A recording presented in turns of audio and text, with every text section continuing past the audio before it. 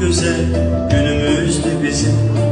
Yaşanan bu ömrü senle əzizim.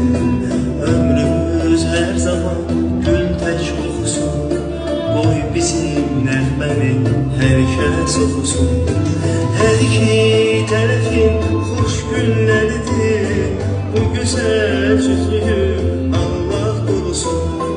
Her iki tərəfin xoş günləridir. Bu güzel cüzlüyü Allah korusun. Bir gönül ne için senden aradım. Yüreğim bu kadar olsun yaradım. Sen ben sevilen dünya bedeli. Gelem canlı senden öterim. Yüzümün gülüşü senle yaralar. Senle eşliğinde bəxtim uyanar. Koymadan küleğim eğsin telimi. Bir ömür tutam yarım elimi. Bir ömür tutam yarım